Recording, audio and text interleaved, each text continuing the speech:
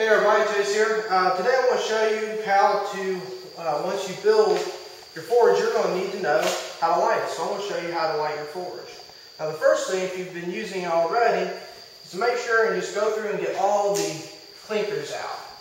Now clinkers, this is a clinker here. It's just a piece of heavy metal deposit, usually very gnarly looking and pretty heavy. You can tell that it's not coal. Now the coal, while I'm cleaning out the fire pot, I want to talk about coal a little bit. The coal you want to use is what's called bituminous coal. Now bituminous coal has higher sulfur, amount of sulfur in it. Also lights very easily. To where if you get what's called anthracite coal, it's going to be very, very hard to light. Some people like it for blacksmithing, but all in all, bituminous rules. Let's see.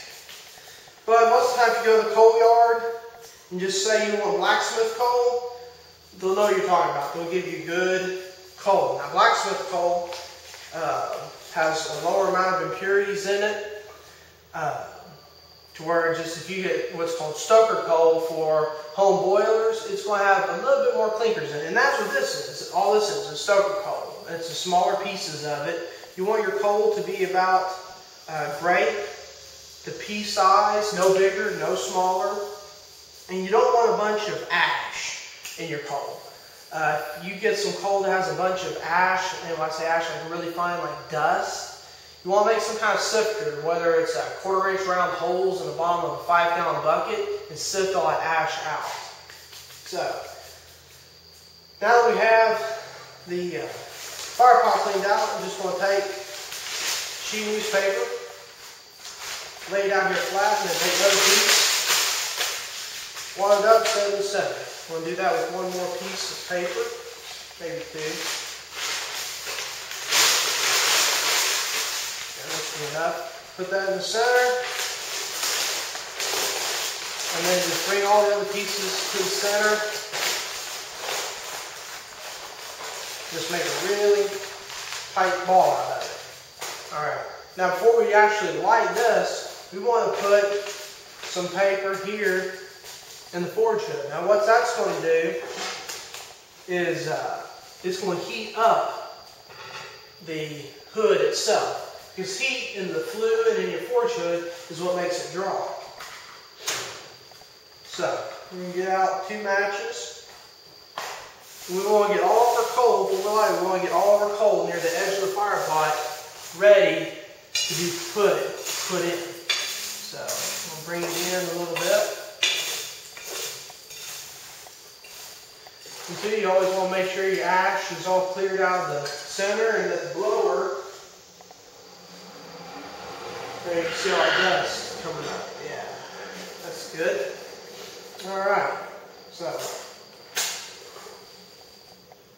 we'll light this first.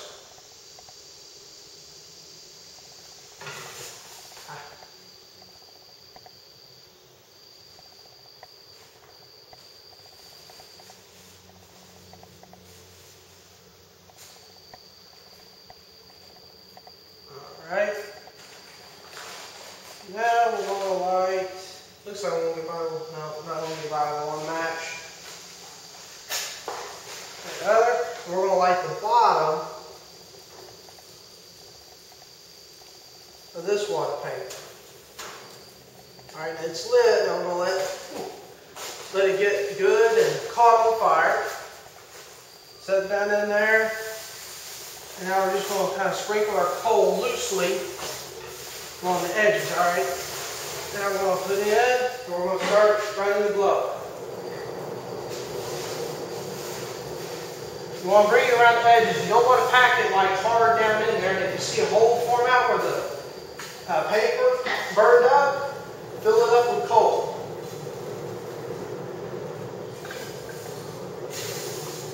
You want to let a little bit of those flames lick up. That'll help with the draft. And that's what that's called when it pulls your smoke in. It's a draft.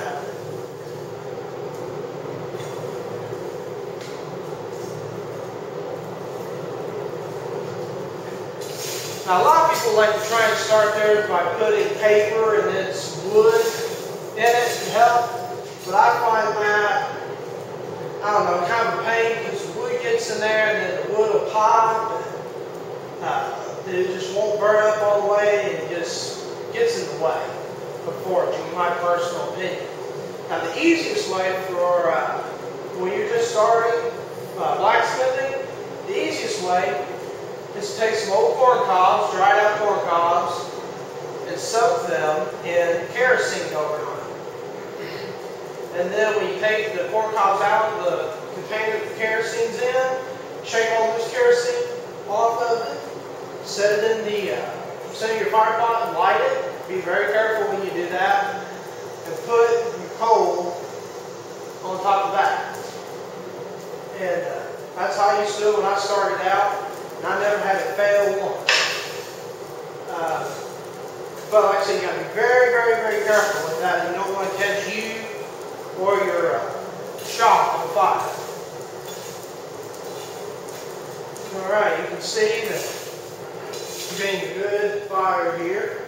Now you don't want to, if you have a handbar, you can see, I hope you can see anyways, I'm not just putting in this thing, cranking as fast as I can. You want a good, steady, nice and easy blow, consistent air coming through it. You don't want to blow your coal out of the fire pot when you first begin. Because you blow it too hard, the coal will ignite. Not enough, and it won't ignite. You just got to find that sweet spot where it's not too much, it's not too little, just right.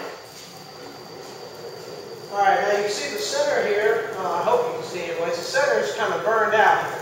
So I'm going to come from the back here, and put some new coal right there, leaving the area closest to the forge hood opening where it can blow that open flame into the forge hood. That way it will help heat up the hood and the stovepipe where it'll pull all the smoke in. So you can see that heat, you can see that smoke, it's just going right up that flame. Alright.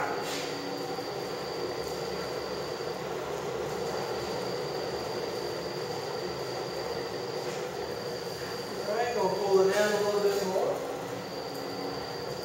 And we're just about, it won't take but a minute, it'll be hot enough that we can do some forging.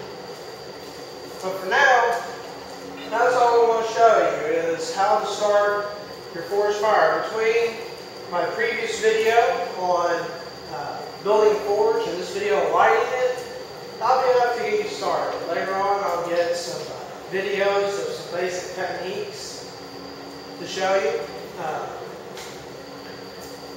If you have anything like a request that you want me to show, just leave a comment and let me know. I will respond. Thanks y'all. Have a nice day.